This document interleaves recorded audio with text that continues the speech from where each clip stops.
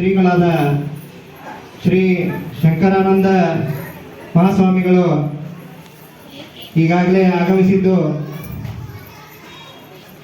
ನಮ್ಮ 9ನೇ ವರ್ಷದ ಮಹಾರಥೋತ್ಸವಕ್ಕೆ ಒಂದು ಇವತ್ತಿನ ದಿನ ಕಳೆ ಬಂದಂತಾಗಿದೆ. ಈ ಕಾರ್ಯಕ್ರಮಕ್ಕೆ ಹೃತ್ಪೂರ್ವಕವಾಗಿ ಶ್ರೀಗಳಿಗೆ ನಮ್ಮ ಸೇವಾ ಸಮಿತಿಯ ಪರವಾಗಿ ಹಾಗೂ ಜಾತ್ರಾ ಸಮಿತಿಯ ಪರವಾಗಿ ಹಾಗೂ ಮಹಿಳಾ ಕಮಿಟಿಯ ಪರವಾಗಿ ತುಂಬು ಹೃದಯದ ಸ್ವಾಗತವನ್ನು ಅರ್ಪಿಸ್ತಾ ಇದ್ದೇವೆ.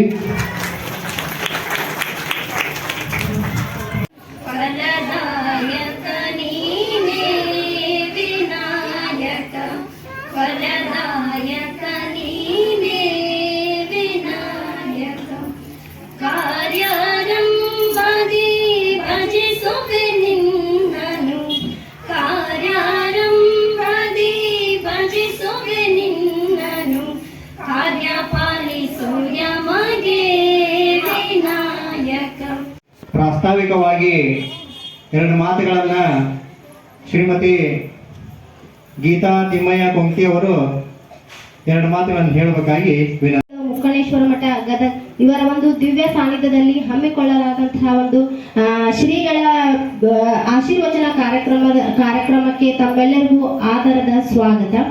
ಅಂಡ್ ಅಲ್ಲದೆ ಇಲ್ಲಿ ಈ ದೇವಸ್ಥಾನ ಹುಟ್ಟಿಕೊಂಡಂತಹ ರೀತಿ ಇದು ಹೇಗೆ ಬೆಳವಣಿಗೆ ಹೊಂದಿತು, ಈಗ ಯಾವ ಸ್ಥಿತಿ ಒಳಗೈತಿ ಅನ್ನೋದ್ರ ಬಗ್ಗೆ 1-2 ಮಾತುಗಳನ್ನ ಆಡಲು ಇಚ್ಛಿಸ್ತೇನೆ.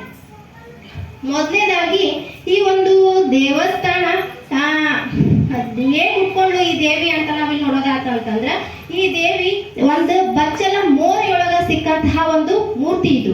ಹೇಗೆ ಅಂತಂದಾಗ ಆಗಿನ ಕಾಲದೊಳಗ ಸಾಧು ಸಂತರ ಇದ್ರ, ಹೌದಾ? ಸೊ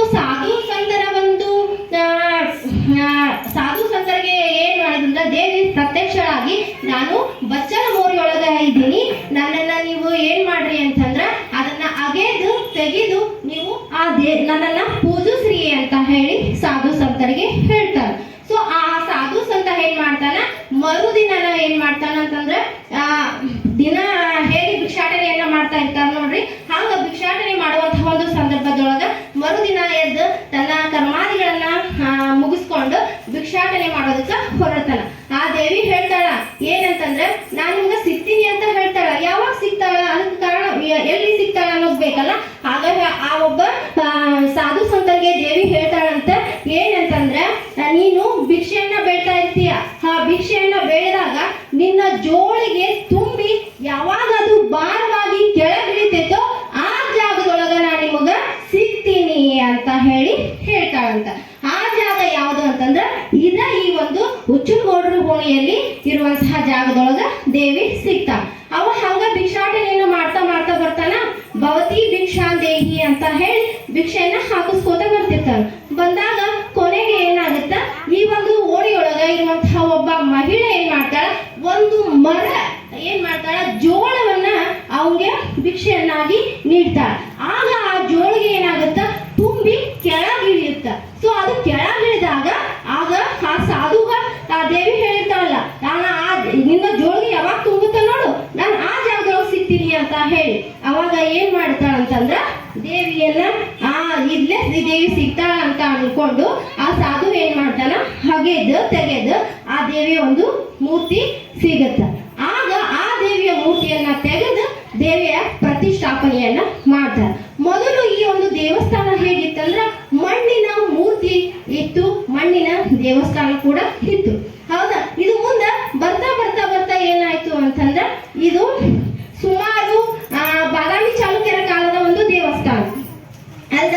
ಸುಮಾರು ಕ್ರಿಸ್ತಶಕ 585ನೇ ಇಸ್ವಿ ಒಳಗ ಆರಂಭಗೊಂಡಂತಹ ಒಂದು ದೇವಸ್ಥಾನ. ಈಗ ಅದು ಮತ್ತೆ ಒಳ್ಳೆ ಆ ಮಣ್ಣಿನ ಮೂರ್ತಿ ಏನಾಗ್ತಾ ಹೋಗ್ತು, ಮಣ್ಣಿನ ಒಂದು ದೇವಸ್ಥಾನ ಏನಾಯ್ತು ಅಂತಂದ್ರೆ ಶಿಥಿಲಗೊಳ್ತಾ ಹೋತು. ಶಿಥಿಲಗೊಂಡಂಗೆಲ್ಲ ಏನ್ ಮಾಡಿದ್ರು, ಗೋಳಿಯ ಗುರು ಹಿರಿಯರು ಈ ಒಂದು ಬಚಕಮ್ಮ ದೇವಿಯ ಜೀರ್ಣೋದ್ಧಾರಕ ಸಂಸ್ಥೆಯ ಎಲ್ಲ ಸರ್ವ ಸದಸ್ಯರು ಸೇರಿ ಏನ್ ಮಾಡಿದ್ರು ಅಂತಂದ್ರ ಈ ದೇವಸ್ಥಾನವನ್ನ ಮರು ನಿರ್ಮಾಣ ಮಾಡಿದ್ರು. ಅದು ಯಾವಾಗ ಅಂತಂದ್ರೆ 1993ನೇ ಇಸ್ವಿ ಒಳಗ ಈ ಒಂದು ದೇವಸ್ಥಾನ ಏನಾಯ್ತು, ನಿರ್ಮಾಣಗೊಂಡು.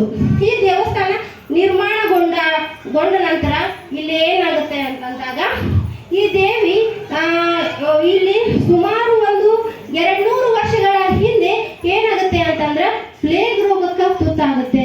ಮೀನ್ಸ್ ಗುಳ್ಳೆಗಳ ಆಗೋದಕ್ಕೆ ಪ್ರಾರಂಭ ಆಗ್ತಾವ. ಊರೊಳಗ ಪ್ರತಿ ಎಲ್ಲ ಜನರಿಗೂ ಏನಾಗುತ್ತೆ ಗುಳ್ಳೆಗಳು ಆಗ್ತಾ ಆಗ್ತಾ ಹೋಗ್ತಾವು. ಇದಕ್ಕ ಪರಿಹಾರ ಏನು ಅನ್ನೋದು ಏನಾಗೋದಿಲ್ಲ, ಸಿಗೋದಿಲ್ಲ. ಆಗ ಏನ್ ಮಾಡ್ತಾರ, ಯಾತಾಳ್ ಚನ್ನಬಸಪ್ಪ ಅಜ್ಜನವರು ಕರಿಯಮ್ಮ ದೇವಿ ಹತ್ರ ಹೋಗಿ ಅಲ್ಲಿ ನಮ್ಮ ಊರೊಳಗಿರುವಂತಹ ಈ ಜನರಿಗೆ ಈ ರೀತಿ ರೋಗ ಪ್ರಾರಂಭವಾಗೈತೆ, ಇದನ್ನ ನಾವು ಹೋಗ್ಲಾಡಿಸ್ಬೇಕು, ಇದನ್ನ ನಾವು ಏನ್ ಮಾಡ್ಬೇಕು ಅಂತ ಹೇಳಿ ಕರಿಯಮ್ಮ ದೇವಿಗೆ ಬೇಡ್ಕೋತಾರಂತ.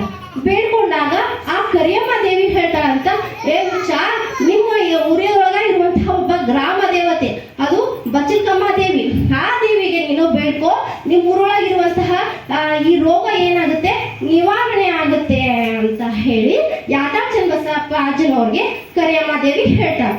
ಆಗ ಆ ಯಾತಾಳ್ ಚನ್ನಬಸಪ್ಪ ಅಜ್ಜನವರು ಏನ್ ಮಾಡ್ತಾರ, ಈ ದೇವಿಗೆ ಬೇಡ್ಕೋತಾರಂತ. ಆಗ ಈ ದೇವಿ ಹೇಳ್ತಾಳಂತ, ಕಂದ ನೀ ನಂಗ 3 ಏರ್ ಅಂದ್ರ 6 ಚೀಲ ಅವರೆಕಾಳು ಗುಗ್ರಿಯನ್ನ ನೈವೇದ್ಯವನ್ನಾಗಿ ಮಾಡು, ನಂಗೆ ನೈವೇದ್ಯವನ್ನ ಅರ್ಪಿಸು, ಆಗ ನಾನು ಏನ್ ಮಾಡ್ತೀನಿ ನಿಮ್ಮ ಊರೊಳಗಿರುವಂತಹ ಈ ರೋಗವನ್ನ ನಾನು ನಿವಾರಣೆ ಮಾಡ್ತೀನಿ ಅಂತ ಹೇಳ್ತಾಳಂತ. ಸೊ ಹಂಗ ಆಗ ಏನ್ ಮಾಡ್ತಾರಂತ 6 ಚೀಲ ಅವರೆಕಾಳನ್ನ ನೈವೇದ್ಯವನ್ನಾಗಿ ಈ ದೇವಿಗೆ ಅರ್ಪಿಸ್ತಾರಂತ. ಆಗ ಏನಾಗುತ್ತೆ ಅಂತಂದ್ರೆ ಆ ದೇವಿ ಅಲ್ಲಿರುವಂತಹ ಗುಳ್ಳೆ ರೋಗ ಅಥವಾ ಪ್ಲೇಗ್ ರೋಗ ಏನಾಗುತ್ತಂತ ಸಂಪೂರ್ಣವಾಗಿ ನಿವಾರಣೆ ಹೊಂದುತ್ತಂತ.